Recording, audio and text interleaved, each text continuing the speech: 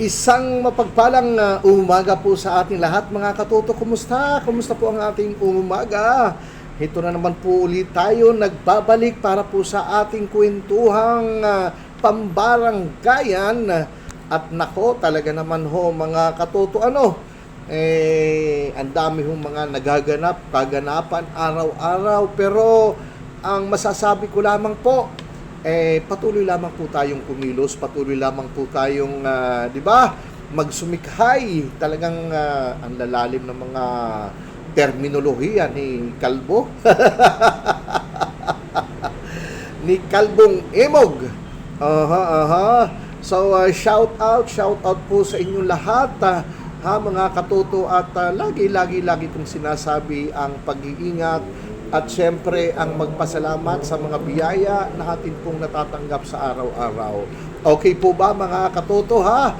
Nako, ang atin pong kwentuhan pambaranggayan ngayon na dito po sa Imog TV ay paalala lamang po ha, paalala doon po sa ating mga kaibigan, sa ating pong mga katoto, sa ating pong mga kabig ha, na wag ho basta-basta kakagat doon sa mga naglipa ng mga lending institution ha.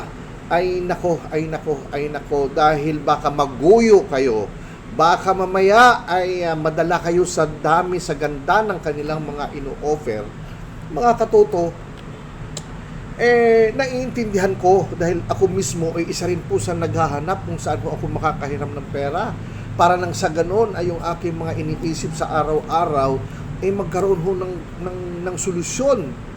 Although, hindi naman solusyon dahil mangungutang ka, problema pa rin din. Kumbaga, nasolusyonan mo yung isang problema, pero ito, pagdating ng due date, mamumroblema ka na naman. Pero, syempre, ako naman po, itinatansya ko kung kakayanin ba o hindi. Dahil kung hindi naman, bakit mo pahihirapan ng sarili mo? Diba? Ang sa akin lang, mga katoto, itong mga lending institution na ito, mga medyo, ano bang tawag doon? Medyo may kakulangan sa pag-iisip. Medyo may kakulangan dahil ang gusto nga lang nila, makadagit ika nga ng kanilang makukuha doon sa mga inosenteng mamamayan, mga inosenteng tao na kaya nilang dagitin, kaya nilang sungkitin. Sa tamis, sa daming matatamis na mga pangako, ang ganda ng offer. Pero pagdating sa bandang dulo, mga katoto, ito na, lalabas na ang totoong kulay nila. Ha? Lumalabas na scammer pala, mga katoto. Nako, mga advice ko lang po sa inyo, ha? Lalo na sa online. Hindi ho masama, subukan natin, no? Yung mga ino-offer nila, pero wag ho kayong magbibitaw ng pera. Kung hihingiin na kayo ng pera, ito ngayon ang uso ng mga lending institution, ha? Nako, ako twice na po akong nag-try, sinubukan ko mag-apply, syempre kailangan Kaya sinasabi ko mga katoto na itong mga lending institution, medyo kapos sa pangunawa, kapos sa paano ba? No? Bakit kanyo? Bakit ka nangungutang? Bakit ka naghahanap ng mga lending institution? Bakit kinakailangan mong manghiram? Na samantalang pagdating ng araw, baka mamaya magka-problema ka. Pero kumakagat yung tao kasi kailangan. Walang pera, wala nito. Kaya ka kumakapit sa patalim. Ang problema, may mga lending institution na sa una lang maganda, pero pagdating sa dulo, twice na po ako mga kabig, na hindi naman nila ako maguguyo, akala nila maguguyo nila ako, maiisahan nila ako. Kahapon, dahil talagang sabi ko nga sa inyo, kailangan ko ng pera. So, sinubukan ko mag-apply. Kapangalan ng isang kilalang ano bang tawag nito? Kilalang pawn shop, no? Malaking pawn shop. kapangalan. So sinubukan ko, sabi ko, ano naman ito, kapangalan naman ng malaking pawn shop, so baka. So sinubukan ko. Maliit lang naman. Maliit lang. So syempre, kinuha ko yung medyo mahaba ang hulugan, although matagal, pero maliit. Maliit ang monthly due. So syempre yun ang kinuha ko. Ako naman po, hindi naman ako tatakbo at hindi naman po ako mangungutang kung hindi ko po kayang bayaran. So, ayun, sinubukan ko. Okay. Within an hour processing, basta kumpleto ka ng requirements. So, ginawa ko lahat. Abay, minamadali pa ako kung interesado daw ako. Kasi, may proseso sila na fill up ko na lahat, na kompleto ko na lahat, kailangan ko na makipag-coordinate sa finance department nila para mabigyan ng ma-approve. Although, pinakita na sa akin, in-screenshot na-approve na. So, pero kailangan ko pa rin din makipag-coordinate sa finance para sa withdrawal ng loan ko. Ito na. Ginawa, paliwanag sa amin ng finance, pinagsama-sama namin yung 6. Sabi niya, pinagsama-sama ko yung 6 na naglo-loan ngayong araw na ito, pare-parehas naman. Para hindi tayo magsayang ng oras. So, isang usapan na lang. So, group chat. Okay. Hindi nila alam na alam ko na yung mga gawain nila. Kunyari, sa 6 na yun, yung 5, kagaya ko na nangihiram. Yun pala, kasapakat nila, kakuntsaba nila. Palalabasin mo na ikaw ay baguhan lang, palalabasin mo ikaw ay nag-renew na, mayroon nang nakapag-loan na dati, ganon. Siyempre, ikaw maniniwala, nasa group chat Tapos yung isa, teka muna ha, unahin muna natin itong nag-renew, nag-loan na, no? So, may mga second timer, no? Yung mga first timer, wait lang kayo. So, ito, prinasis nila. Maya-maya, approve na, nag-text, nag-message ngayon. Ma'am, natanggap ko na. Salamat ng marami. Ganon yung mga palabas nila. So, ikaw maguguyo ka ba? Ang ganda, ang bilis. Isamantalang ang sinasabi noon doon sa application, noong kausap ko, ka-chat ko, sir, kunin mo na yung OTP para ma-withdraw mo na.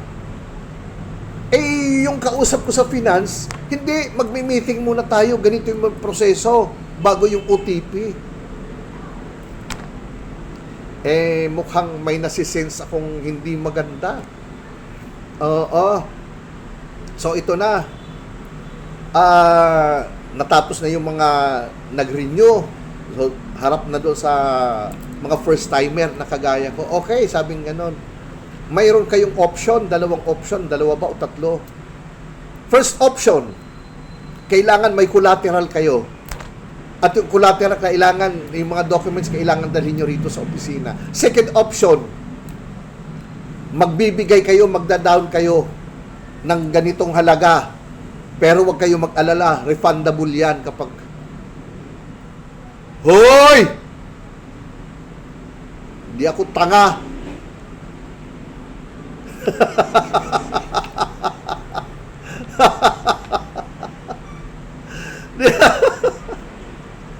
Refundable yan, sabing ganon. Makukuha nyo rin din yan. Ito nga, kaya nga ako lumalapit, kaya nga ako naghahanap ng lending institution dahil kailangan ko ng pera. Ngayon, kailangan kong magbayad, kailangan kong magbigay ng initial cap. Saan ka nakakita ng gunggong ba kayo? Nasisiraan na ba kayo ng bait? Kaya nga lumalapit yung tao sa inyo dahil walang pera. Ngayon ito, bibigyan nyo ng option.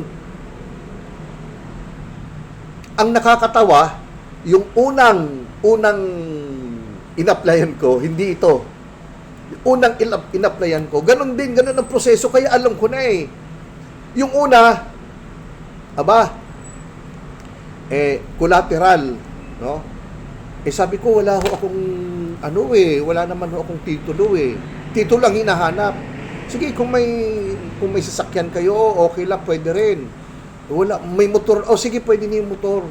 Sabing ganun sa akin. Pero dadalhin ko yung dokumento sa Cebu. Sira ulo kayo. Magkano magagastos ko papuntang Cebu tapos pagdating doon hindi pala i-approve? Mga baliw yata kayo eh. Ngayon, may second option sila. Sige, magbigay ka ng 16,000. Ganon din ang sinabi itong kahapon na kausap ko. Magbigay ka ng second option, magbigay ka ng ganitong halaga. Siyempre ako, interesado ako, gustong-gusto ko kasi kailangan ko talaga ng pera nung panahon yun. Tapos kahapon, ganon din, kailangan ko, kaya nga ako naghahanap ng medyo kasi kung mag-loan naman ako ng kapiraso lang, talagang binigyan ko lang ng sakit sa ulo ang sarili ko. Mag-loan ako doon sa malaki. Para yung mga atraso ko, mapunan ko. Diba? May matira, yun yung magagamit. Lalo gigipitin. Ay, nako. Nasins ko na, nako. Sabi ko, salamat, goodbye.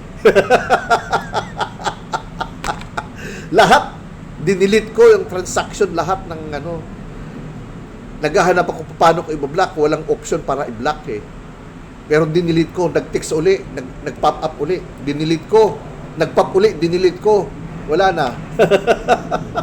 So mga katoto, ang nais ko pong ipaabot sa inyo ay maging maingat ho tayo. Alam ko kung gaano ho tayo ka-importante ang pera, kaya tayo naghahanap ng mga ganon, di ba? Kaya tayo kumakapit sa patalim dahil kailangan natin. Pero kung kayo po'y malalagay sa alanganin, kung kayo po'y hihingaan ng pera, huwag ho kayong pumayag. Huwag na ho kayo makipag-engage pa. I-delete nyo na.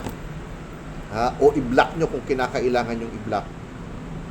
Mga katoto, aral po yan. So sana ho, doon po sa ating mga kabig, sa mga community, no, na maraming mga ganitong bagay at nagpapasalamat tayo dahil may batas doon sa kung paano sila mangolekta na hindi tama. So, ayun. Anyways, maraming salamat po mga katoto. Kung mayroon po kayong mga katanungan, may mga katanungan kayo sa mga previews, kahit yung mga previews na mga pinupost ko dito sa Imog TV at ganoon sa Kwentuhang Pambaranggayan sa YouTube channel, ng Kwentuhang Pambaranggayan, ay mag-comment po kayo at sasagutin mo natin sa abot ng ating makakaya. Alright. So yun lamang po. Maraming salamat po at magandang umaga sa ating lahat.